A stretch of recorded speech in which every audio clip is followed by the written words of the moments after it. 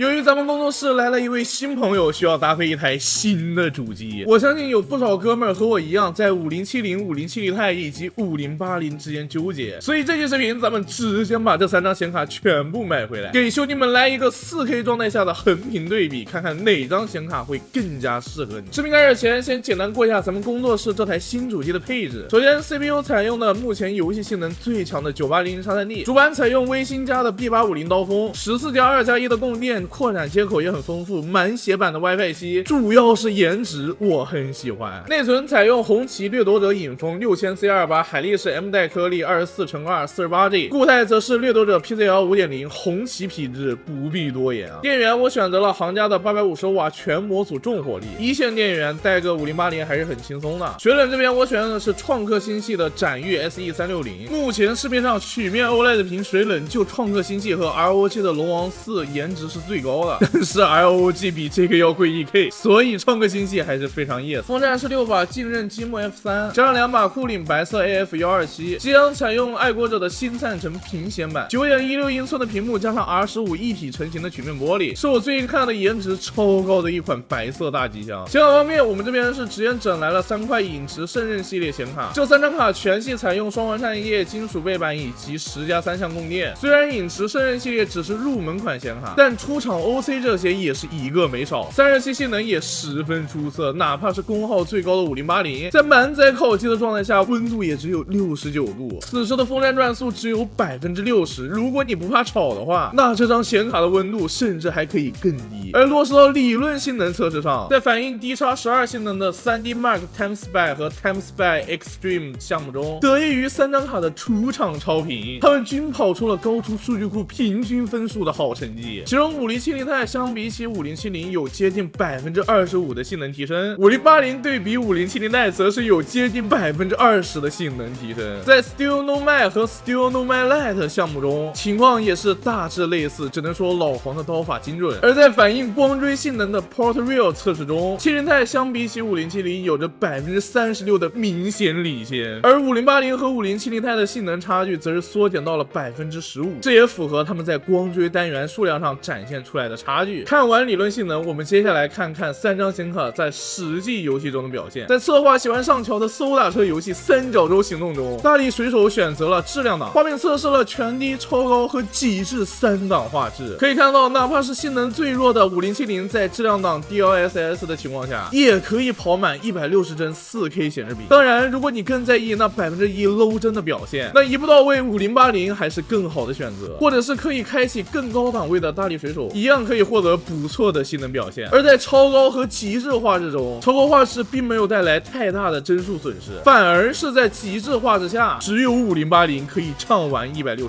这样的表现也延续到了 CS2 中，在 4K 全低画质下，哪怕是5070也可以跑到470帧的平均帧，1%的 low 帧更是接近300帧。而在全高画质下，只有5070 Ti 以上的显卡才可以满足超过平均160帧的性能需求。然而，同样是网游，这样的表现在英雄联盟里却出现了反转。可以看到，3张卡的性能差距极低，在10%以内，甚至5080和5070 Ti 还出现了帧数倒挂的情况。我们分析了后台显卡占用，发现3张显卡都只有30%多的占用，根本就不带动的。哎呦，差点把我的显卡冷感冒了。可能对于撸啊撸这样的游戏，这3张卡的性能都有点过于超模。当然，最近换季，大伙也记得注意保暖，不要真感冒了。由于策划不当人的缘故，最近很多周友在玩大逃杀游戏，所以我们也测试了搜得到、打得过、逃得了、撤得出的单机游戏《逃离雅可夫》。在关闭 FSR 特效全开的情况下，只有5070无法做到160帧的平均帧。呀，你居然如此吃性能吗？在3A 游戏的测试中，经典显卡测试软件2077，大力水手开平衡，特效全开，并且打开路径追踪。如果不开启5070显卡独占的4倍帧生成，那强如